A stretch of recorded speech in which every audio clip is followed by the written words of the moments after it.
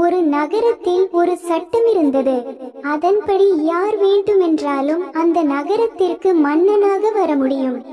ஆனால் அந்த பதவி 5 ஆண்டுகள் மட்டுமே.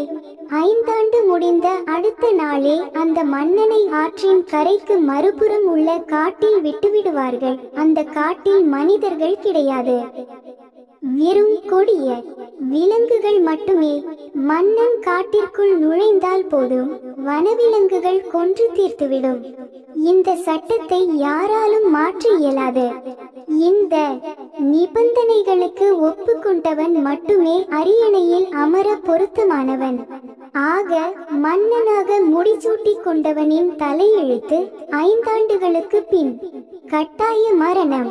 இந்த கடுமையான சட்டத்துக்கு பயந்தே யாரும் அந்த பதவிக்கு ஆசைப்படாமல் இருந்ததால் அந்த அரியணை பெரும்பாலும் காலியாகவே இருந்தது.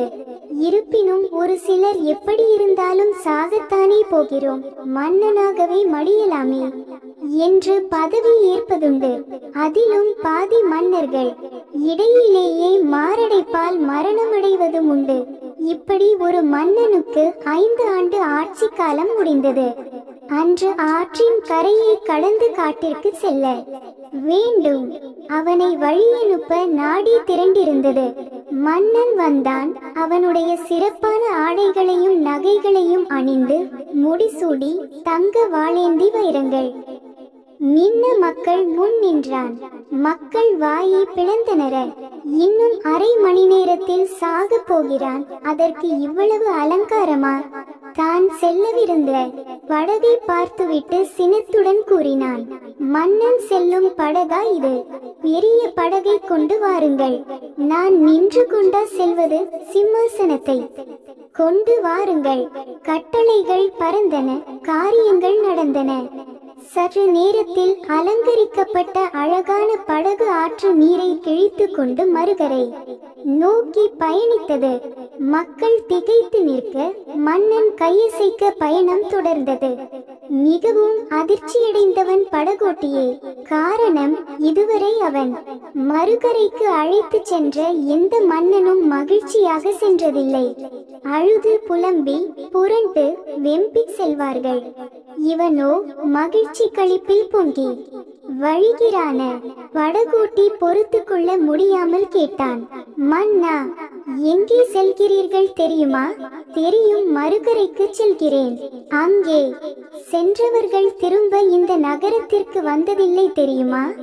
தெரியும், நானும் திரும்ப இந்த நகரத்திற்கு வரப்போவதில்லை. பின்னே எப்படி உங்களால் இவ்வளவு மகிழ்ச்சியாக இருக்க முடிகிறது? அதுவா, நான் என்ன செய்தேன் தெரியுமா? ஆட்சிக்கு வந்த ஓராண்டு முடிவில் 1000 வேட்டைக்காரர்களை காட்டிற்கு அனுப்பினேன். அவர்கள் கொடிய விலங்குகளை வேட்டையாடி கொன்றுவிட்டார்கள். 2ஆம் ஆண்டு முடிவில் 1000 விவசாயிகள் சென்றார்கள், காட்டை திருத்தி உழுதார்கள். இன்று ஏராளமான தானியங்கள், காய்கறிகள். 3ஆம் ஆண்டு முடிவில் 1000 கட்டடக்கலை வல்லுநர்கள், தொழிலாளர்கள் சென்றனர். இன்று வீடு, வாசல், அரண்மனை, அந்தப்புறம், சாலைகள் எல்லாம் தயார். 4ஆம் ஆண்டு முடிவில் 1000 அரசு அதிகாரிகள் சென்றனர்.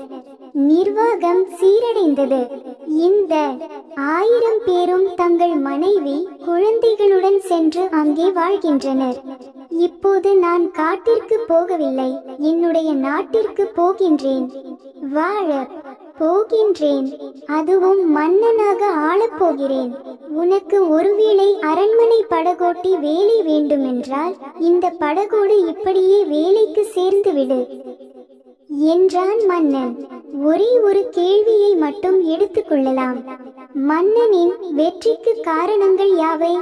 பல காரணங்கள் இருந்தாலும் குறிப்பாக 2 கூறலாம்.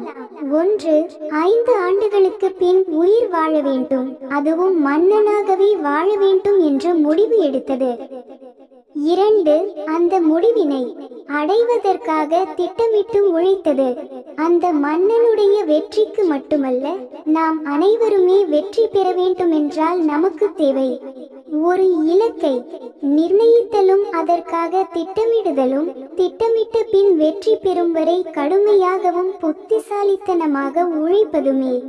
சிந்தனை திறனும் திட்டமிட்டு செயல் புரிதலும் ஒருவரிடம் அமைந்தால் அவரால் எதையும் சாதிக்க முடியும்.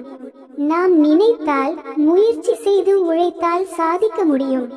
வானம் தொட்டுவிடும் தூரமே.